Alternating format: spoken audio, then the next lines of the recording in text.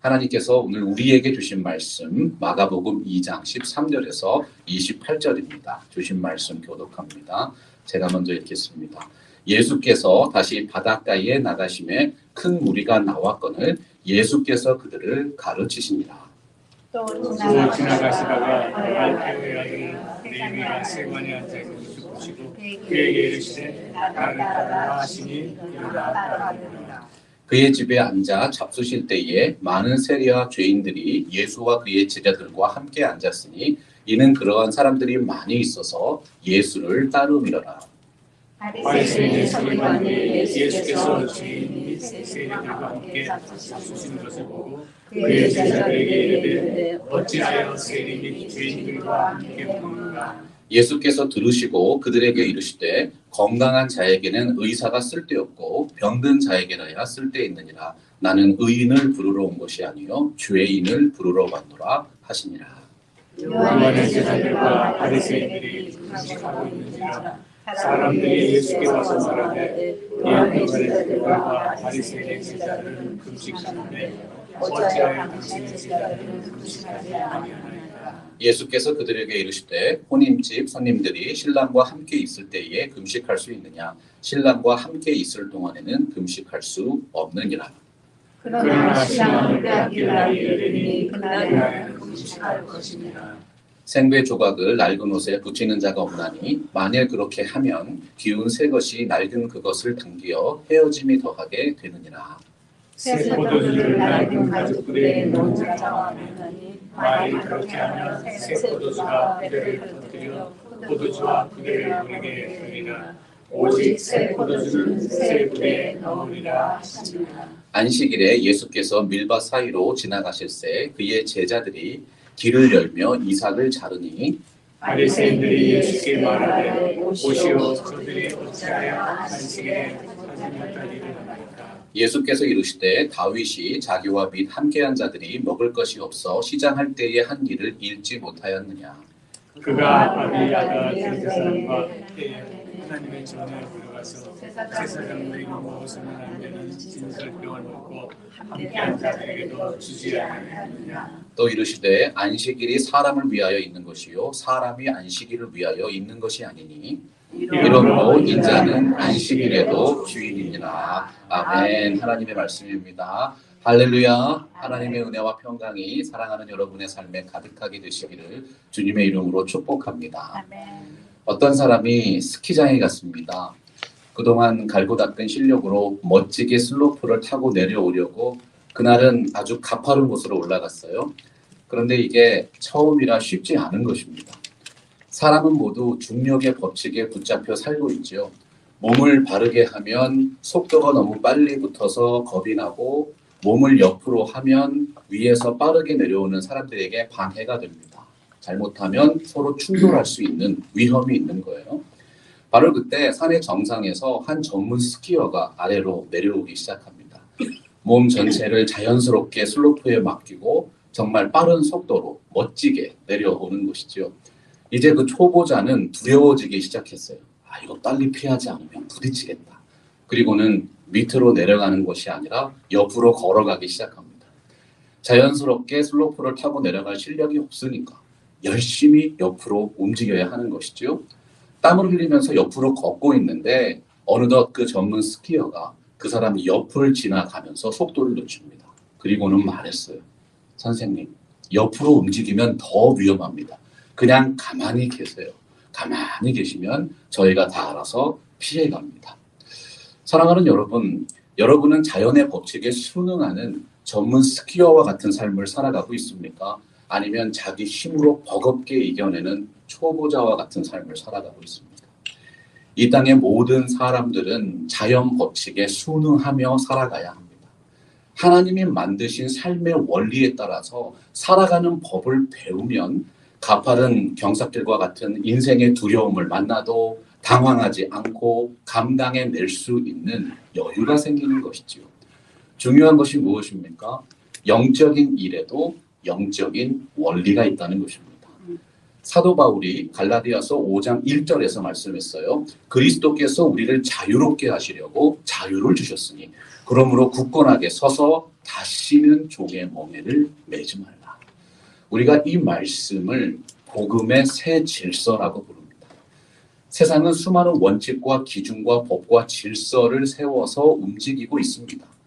마찬가지로 영적인 문제인 신앙생활은 하나님의 말씀, 복음의 원리의 삶을 맡기고 스키를 타는 것처럼 물이 흐르는 것처럼 자연스럽게 살아가는 것입니다. 예수님은 과연 어떤 공동체를 원하셨을까요? 오늘 말씀 보면 인간 중심의 전통으로 잘못 해석된 율법주의를 따르는 바리새인들과 하나님 중심으로 바르게 해석된 복음을 제시하시는 예수 그리스도가 서로 논쟁을 벌이는 세 개의 장면이 나옵니다. 바리새인들은 자신들이 세운 인간적인 원칙을 고수하면서 생활하는 것을 신앙생활이라고 믿었어요. 하지만 예수님께서는 복음의 새 질서를 통해서 하나님이 세우신 영적인 원리에 순종하며 살아가는 자유롭게 하는 율법을 가르쳐 주신 것입니다. 우리 주님께서 제시하신 새로운 삶에 대한 영적인 패러다임이 무엇이죠? 우리 다 같이 요한복음 8장 32절 선포하겠습니다. 시작. 진리를 알지니 진리가 너희를 자유롭게 하리라. 그리스도인들은 복음적인 자유와 새로움을 추구하는 사람들입니다. 예수님은 어떤 공동체를 원하셨나? 율법의 세 가지 정죄와 복음의 능력에 대해서 말씀 나누기 원합니다. 그리스도 안에 있는 새로움을 추구하는 삶이란 무엇인가? 세 가지 영적 원리 하나하나 살펴보겠습니다. 첫 번째로 그리스도 안에서 다시 태어난 새로운 사람으로 살아가십시오. 오늘 말씀 14절 보면 예수님이 세리 마태를 제자로 부르셨어요. 당시 세리들은 큰 부자였지만 사람들로부터는 외면을 받는 존재였습니다. 이스라엘 민족의 궁핍한 삶을 돌아보지 않았고 자신들의 이익만을 부풀리며 살아간다는 좋지 않은 평판을 입었기 때문이죠. 예수님이 그러한 세리를 제자로 부르셨다는 것이 참으로 특별하지 않습니까?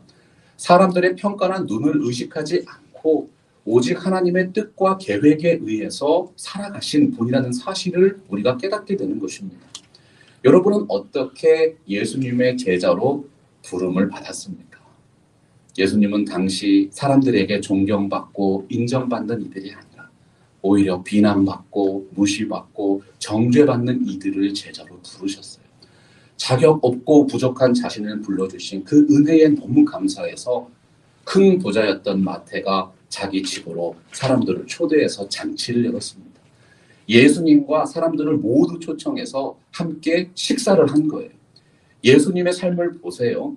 그 시대의 유명한 사람들과 함께한 것이 아니라 마태의 친구였던 수많은 세리와 죄인들과 함께 앉아서 먹으셨습니다.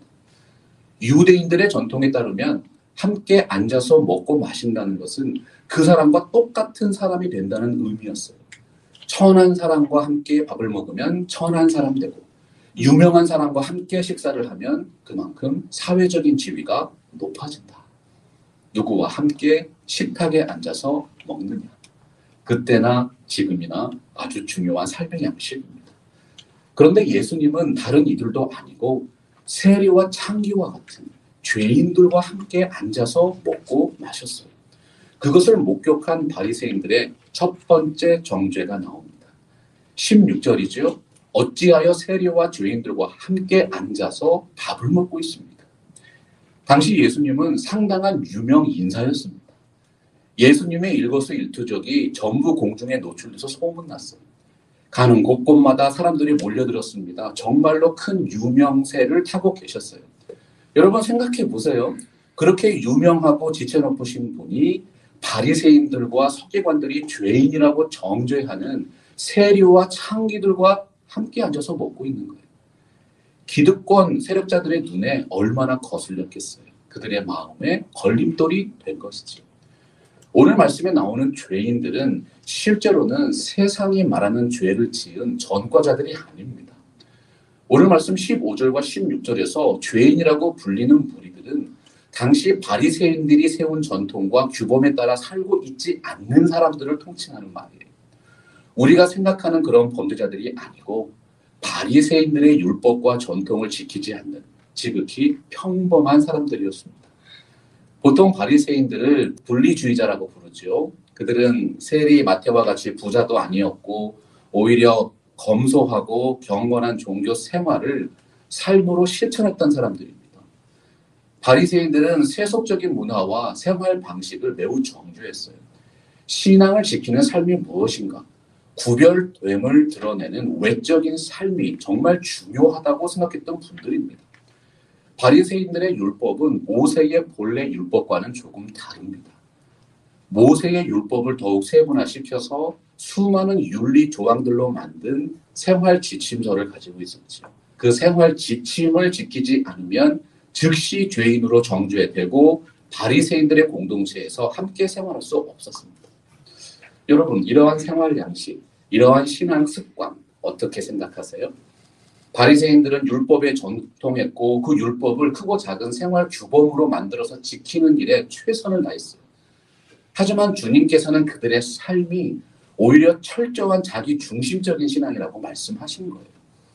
자신들이 세운 원칙과 지침에 갇혀서 다른 이들을 정죄하며 살아가는 사람들을 향해 예수님이 대답하셨습니다.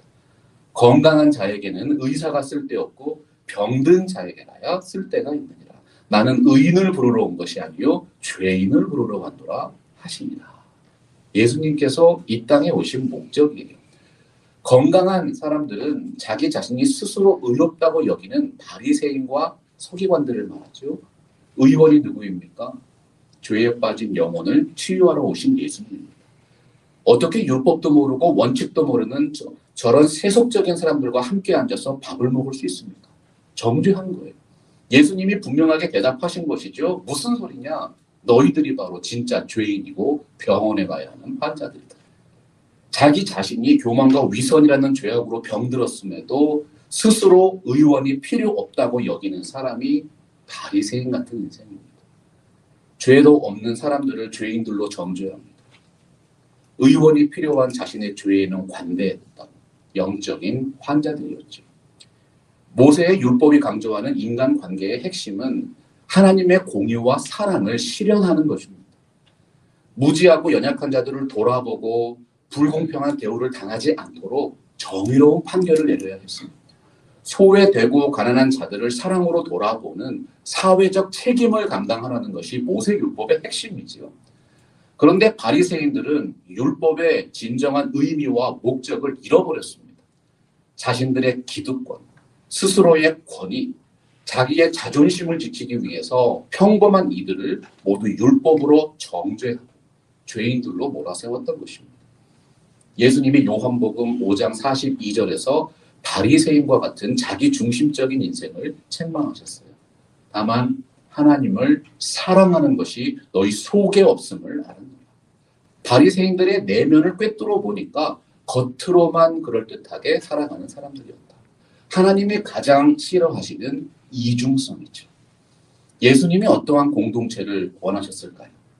모든 착함과 의로움과 진실함이 있는 공동체입니다. 우리가 부족한 것은 하나님이 가장 잘 아세요. 우리의 부족함을 주위 사람들과 나누는 것을 주저하지 마십시오. 마음의 진실함으로 하나님을 사랑하지 않는다면 회칠한 모던과 똑같아요. 겉모양은 아름다워 보여도 그 속은 다 죽어있는 것이죠.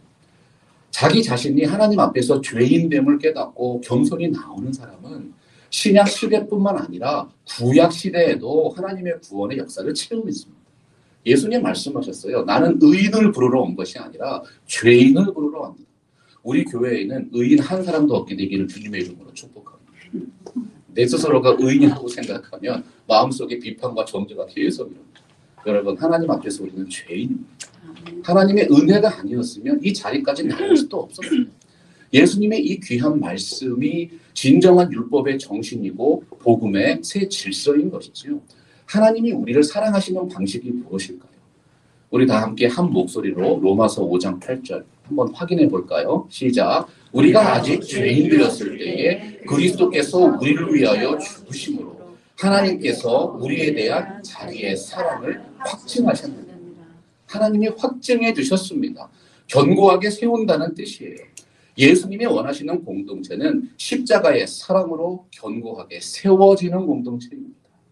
주님의 그 온전하신 의로움이 하나님이 은혜와 사랑의 확증을 통해서 여러분에게 영원토록 덧입혀졌습니다. 그리스도인은 그렇게 의롭다 여기심을 받은 새로운 사람들인 것이죠. 두 번째로 그리스도께서 열어주신 새로운 시대를 살아가십시오. 오늘 말씀 18절 보면 바리새인들이 이제 세례 요한의 제자들까지 데리고 와서 논쟁을 겁니다. 당시 유대인들은 금식 중이었어요. 하지만 열심히 밥을 먹고 계신 예수님과 제자들을 향해서 어찌하여 당신의 제자들은 금식하지 않습니까? 정죄했던 거예요. 원래 구약시대에는 속죄일이나 바벨론 포로에서 돌아온 날을 기념해서 금식을 했습니다. 하지만 예수님 당시에는 별도로 정해진 금식 날이 있었어요.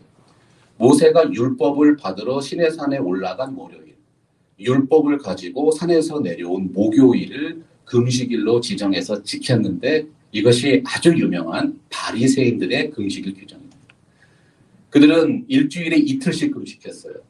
세수하지도 않고 머리 감지도 않고 얼굴 상하게 하면서 스스로 그 규정을 지키고 있음을 드러내며 강조했습니다.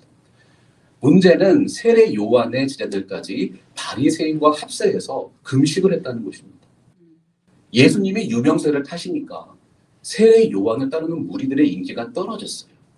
심지어 세례 요한까지 감옥에 잡혀 들어가니까 박해를 당하는 지경에 이르니까 그의 제자들이 간절한 마음으로 금식을 했다는 거예요. 한번 생각해 보세요. 얼마나 속이 상했겠어요. 인기 떨어지고 감옥에 잡혀 들어가고 세례 요한의 제자들은 심히 염려하면서 금식하는데 예수님과 제자들은 편히 앉아서 밥을 먹고 있는 것입니다. 비방하는 그들을 향해서 예수님이 대답하셨어요. 우리 19절 같이 읽어볼까요? 예수께서 그들에게 이르시되 혼인집 손님들이 신랑과 함께 있을 때에 금식할 수 있느냐? 신랑과 함께 있을 동안에는 금식할 수 없느냐? 복음의 주인공은 예수님이십니다. 세례 요한이 아니라. 예수님은 자신이 혼인집의 주인공이 신랑이라고 말씀한 거예요. 혼인집이 천국이면 성도는 그리스도의 신부입니다. 신랑 되신 예수님께서 2000년 전에 이 땅에 오셔서 함께 식사하셨던 거예요. 이스라엘의 율법에서도 결혼은 가장 중요하게 기념되는 잔치 중에 잔치였습니다. 결혼식 자체가 일주일을 넘어서 한 달 이상 계속될 때가 있었어요. 오늘날의 신혼여행과 비슷한 것이죠.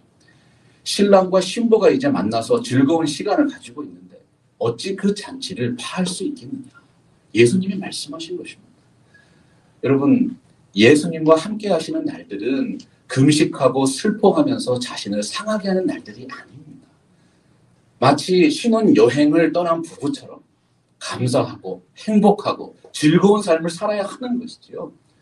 오늘 예배 자리에 나오신 모든 분들, 예수님이 열어주신 이 귀한 복음의 새 시대를 누리고 계십니까? 그리스도인들에게 신앙 생활은 율법의 속박이 아닙니다.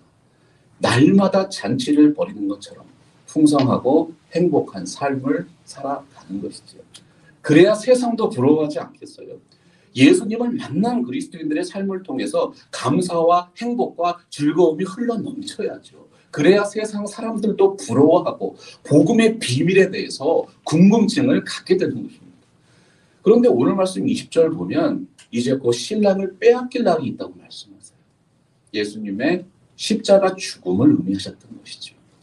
예수님의 인성에는 십자가에서 죽으시고 부활하시기까지 3일이라는 죽음의 기록이 있습니다. 그 3일 동안에는 금식해야 합니다.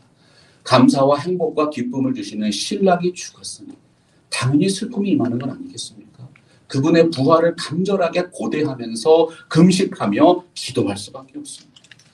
여러분, 예수님이 십자가에서 그냥 영원히 그대로 죽으셨어요? 나사렛 예수 그리스도는 죄와 사망의 권세를 이기시고 3일 만에 부활하셨습니다. 내가 세상 끝날까지 너희와 항상 함께 있으리라. 예수님께서 우리와 영원토록 함께 거하고 계신 것이죠. 예수 그리스도의 부활을 통해서 영원한 하나님의 나라가 이 땅에 임하는 복음의 시대가 그리스도의 부활과 함께 열린 것입니다. 여러분, 이것이 성경이 말씀하는 새로운 시대, 예수 그리스도의 세계입니다. 21절 읽겠습니다. 생배 조각을 낡은 옷에 붙이는 자가 없나니 만일 그렇게 하면 기운 새 것이 낡은 그것을 당기어 헤어짐이 더하게 되느니라. 옷이 오래되면 찢어져서 구멍이 납니다. 이때는 천 조각을 대서 기워서 입어야죠. 이때 오래된 옷을 새 옷감으로 기우면 새 옷감이 헌 옷을 잡아당겨서 오히려 금방 찢어지고 말아요. 생배 조각은 새로운 복음의 시대인 새 질서를 뜻합니다. 반면에 낡은 옷은 하나님이 주신 율법이 아니라 율법의 정신을 인간 중심으로 잘못 해석한 바리새인들의 낡고 썩은 구시대의 전통을 말합니다. 핵심이 무엇이죠? 새 시대를 열어주신 예수 그리스도의 복음과 아직도 인본주의적인 사고방식에 빠져있는 구시대의 전통은 함께 조화될 수 없다. 구약 성경에서 예언한 예수님이 이미 이 땅에 오셔서 모든 것을 성취하셨어요. 새로운 복음의 시대를 열어주셨습니다. 그런데 아직도 구태의연한 과거에 붙들려서 새 시대에 맞는 새로운 삶을 추구하지 못합니다. 얼마나 가슴 아픈 일이에요. 예수님께서 말씀하시는 것이죠. 구시대의 인본주의적인 전통으로 하나님 중심의 복음의 새 시대를 살아가는 사람들을 정죄하지 말라. 22절에도 마찬가지 맥락의 말씀이 나옵니다. 새 포도주를 낡은 가죽 부대에 넣는 자가 없나니 만일 그렇게 하면 새 포도주가 부대를 터뜨려 포도주와 부대를 버리게 되느니라. 오직 새 포도주는 새 부대에 넣느니라 하시니라. 오래된 포도주는 부피가 큽니다. 술이 발효되면서 기포가 생기고 자루가 부풀어 오르는 것이죠. 포도주를 넣은 부대도 함께 늘어나서 신축성이 사라지게 되어 있습니다. 그런데 그 낡은 부대에 발효되지 않은 새 포도주를 가득 넣으면 어떤 현상이 일어나요? 새 포도주의 발효가 시작되면서 부피가 더욱 늘어나게 되고 결국 그 헌 부대는 이미 빠듯하게 늘어나 있는 상태니까 찢어지는 거예요. 새 포도주는 더욱 깊이 발효되고 익어가면서 성장해야 합니다. 함께 성장하고 늘어날 수 있는 유연하고 신축성이 좋은 새 부대로 들어가야 하는 거예요. 예수 그리스도의 복음은 당시 사람들에게 그만큼 파격적이고 혁신적인 진리였어요. 바리새인들이 주장했던 구시대의 전통과 관습으로는 도저히 받아들일 수 없는 어려운 면이 많았던 것입니다. 새 포도주는 예수 그리스도의 피 그리고 새로운 언약을 상징해요. 예수님이 친히 신약 교회를 새 부대라고 정의하셨죠. 여러분, 아무리 많은 사람들이 우리 교회로 몰려들어도 걱정하지 마세요. 그리스도의 몸된 교회는 터지거나 찢어지지 않습니다. 그리스도 예수 안에서 우리 모두가 새로운 시대를 추구하면 오히려 함께 성장하고 더 아름답게 무르익어가는 영광스러운 교회가 되는 것입니다. 바울은 새로운 시대를 살아가는 그리스도인의 삶을 이렇게 표현했습니다. 에베소서 4장 22절에서 24절 우리 한번 같이 새겨볼까요? 시작. 너희는 유혹의 욕심을 따라 썩어져가는 구습을 따르는 옛 사람을 벗어버리고 오직 너희의 심령이 새롭게 되어 하나님을 따라 의와 진리의 거룩함으로 지으심을 받은 새 사람을 입으라. 그리스도인이 누구입니까? 새로운 사람으로 새로운 시대를 살아가는 분들입니다. 마지막 세 번째로 그리스도께서 세우신 새 질서로 살아가십시오. 예수님과 제자들이 안식일에 밀밭을 가로질러서 가게 되었어요. 무성한 밀 이삭을 자르면서 전진하다 보니까 배가 고파져요. 그 밀을 따먹게 된 것이죠. 그런데 밀밭까지 따라온 바리새인들이 안식일에 밀을 잘라먹는 것을 보고 정죄했던 것입니다. 보시오, 저들이 어찌하여 안식일에 하지 못할 일을 하나이까. 보시오, 이 단어. 사람들이 서로 싸울 때 이것 보세요 정도에 해당하는 아주 거칠고 강한 항의가 담긴 말입니다. 그들이 밀밭의 주인이 아니잖아요. 그런데 왜 이렇게 강하게 반발하는 것입니까? 바리새인들이 스스로 세운 생활 지침에 어긋나는 행동이었다는 거예요. 그들은 안식일에 노동을 하거나 돈을 버는 일을 금지했습니다. 안식일을 거룩히 지키라는 모세의 율법을 생활 속에서 더욱 세밀하게 실천하기 위해 세부 규정을 만든 거예요. 이스라엘의 역사를 보면 하나님의 율법을 바르게 지키지 않아서 징계받았습니다. 나라가 패망했던 뼈아픈 기억이 있지요. 원래 바리새파 유대인들은 선한 목적으로 율법을 철저히 지키기 위해서 더욱 세밀하게 생활규범서를 만들었어요. 그 원칙을 정한 처음 취지는 좋았는데 나중에는 율법의 진정한 정신인 사랑과 마음의 순전함을 잃어버리게 된 것입니다. 결국 그들은 겉으로만 그런 척 살고 속으로는 이웃을 정죄하는 타락한 모습이 되고 말았던 것이죠. 그들이 타락했던 이유가 무엇이었어요? 자신들의 높은 위치, 종교적인 기득권, 정치적인 힘을 지키기 원하는 인간의 탐욕이었습니다. 그들이 정죄하기 원했던 것은 사실 제자들이 아니었어요. 자신들의 지위와 영향력을 감소시키는 예수님을 비판하기 원했던 것이죠. 보세요. 밀을 따먹은 것은 제자들인데 항의는 예수님께 하고 있습니다. 예수님이 교회의 대표자이시기 때문에 세상의 교회를 비난하고 비판하는 것입니다. 예수님이 그들의 항의에 대해서 답변하셨습니다. 오늘 말씀 25절과 26절입니다. 예수께서 이르시되 다윗이 자기와 및 함께한 자들이 먹을 것이 없어 시장할 때에 한 밀을 잃지 못하였느냐. 그가 아비아달 대제사장 때에 하나님의 전에 들어가서 제사장 외에는 먹어서는 안 되는 진설병을 먹고 함께한 자들에게도 주지 아니하였느냐. 사무엘상 21장에 기록된 다윗의 사례는 모든 유대인들에게 익숙한 말씀이옵니다. 사람이 그렇게 배가 고픈데 먹어야 되지 않겠느냐 말씀한 거예요. 안식일은 하나님께서 세상을 창조하시고 안식하신 날을 기념하기 위해서 만든 것이지요. 하나님이 6일 동안 창조하시고 제7일에는 쉬셨습니다. 마찬가지로 이 땅의 모든 것들이 제7일에는 안식과 쉼을 누리도록 하신 것이 하나님의 창조의 원리고 취지였어요. 안식일을 거룩히 지키라는 말씀에는 하나님을 향한 예배와 인간을 위한 휴식의 의미가 동시에 담겨 있었던 거예요. 27절 보면요. 안식일이 사람을 위하여 있는 거예요. 사람이 안식일을 위하여 있는 것이 아니라고 말씀하죠. 육신의 한계가 있는 인간이 주중에 고단한 노동을 잠시 놓고 새로운 한 주를 위한 재충전의 시간을 가지는 것이 안식일의 또 다른 목적이었다는 사실입니다. 정말 배가 고픈데 자신의 건강을 무리하게 해쳐가면서까지 과도한 규제와 규범을 정하는 것은 오히려 그 취지를 해칠 수 있다고 예수님이 말씀하십니다. 여러분, 이러한 새로운 질서를 선포하시는 그 분이 누구셨습니까? 이러므로 인자는 안식일에도 주인이다. 유대인들이 그렇게 존경하는 다윗보다 더욱 크신 왕이 그들 앞에 계셨습니다. 다윗이 배가 고파 감히 들어가 먹었던 그 성전의 주인이 이 땅에 오셨어요. 나사렛 예수가 바로 안식일에 예배받고 경배받으셔야 했던 주님이요 메시아였던 것이죠. 하늘과 땅을 만드시고 안식일을 지정하신 분께 왜 그 안식일을 범하냐고 따지고 있는 인생들의 모습을 한번 보시기 바라요. C.S. 루이스의 유명한 글 피고인석에 앉아 계신 하나님 생각나지 않습니까? 이 땅에 있는 인생들은 창조주 하나님을 재판정에 있는 피고인석에 앉혀놓고 매일매일 따지고 있는 거예요. 왜 그러십니까? 무례하고 막무가내인 인생들에게 창조주이신 예수 그리스도께서 너무나도 친절하게 설명해 주신 것입니다.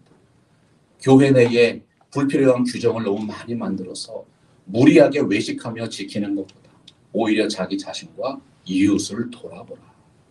주일에는 모든 일을 쉬고 하나님께 나아와서 거룩한 예배를 드리며 영적인 회복을 누리는 것이 너무나도 복된 일이라고 선포해 주신 것입니다. 하나님 말씀 보면 특별히 요한복음 8장 36절에서 우리에게 이렇게 선포하셨습니다. 그러므로 아들이 너희를 자유롭게 하면 너희가 참으로 자유로우리라. 여러분, 안식일의 주인이신 예수님께서 이 자유를 복음 속에서 우리에게 허락해 주셨어요. 예수님이 자유하게 하신 새로운 법과 복음의 질서 안에서 살아가시기를 바랍니다. 그리스도인들은 새로운 질서 속에서 살아가는 사람들이에요. 오늘날 세상은 새로움을 찾고 보다 나은 것을 향해서 도전하고 있습니다.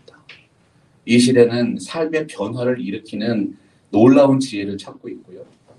변혁을 일으키는 브레이크 스루의 능력을 요구하고 있어요. 그런데 구약 성경의 지혜자인 솔로몬은 전도서 1장에서 해 아래 새 것은 없다고 단호하게 선포했습니다. 세상은 진정한 새로움과 탁월한 것을 주실 수 있는 창조주 하나님을 인정하지 않기 때문이죠. 바울이 고린도후서 5장 17절에서 진정하고 영원한 새로움이 무엇인지 이렇게 선포했습니다. 그런즉 누구든지 그리스도 안에 있으면 새로운 피조물이라. 이전 것은 지나갔으니 보라 새 것이 되었도다.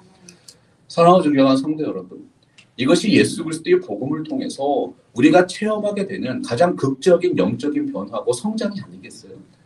하나님의 그 놀라운 지혜와 능력이 예수 그리스도 안에 모두 들어있습니다. 이 진리가 기독교가 전파하는 새로운 개혁의 메시지인 거예요.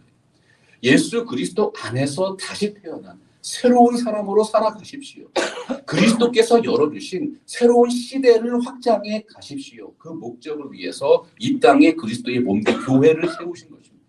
이 교회를 통해서 새로운 질서를 함께 세워가는 것입니다. 예수님이 어떤 공동체를 원하셨을까? 그리스도 안에서 날마다 새롭게 되는 놀라운 역사가 여러분들의 삶에 가득하게 되시기를 주님의 이름으로 축복합니다. 말씀 앞에서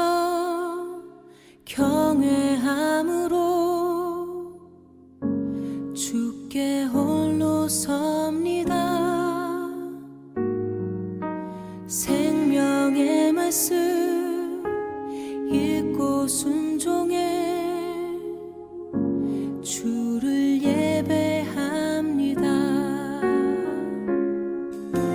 기록된 말씀 힘이 있어서 진리로 우리 거룩해 하며 거룩한 말씀 세세 영원히 복음이 되어 말씀하시네. 하나님 말씀에 두려워 떠는 자 그 말씀에 생명을 거는 자 한 사람 찾으시는 주님의 약속을 믿어. 하나님 말씀에 운명을 거는 자 순종하며 주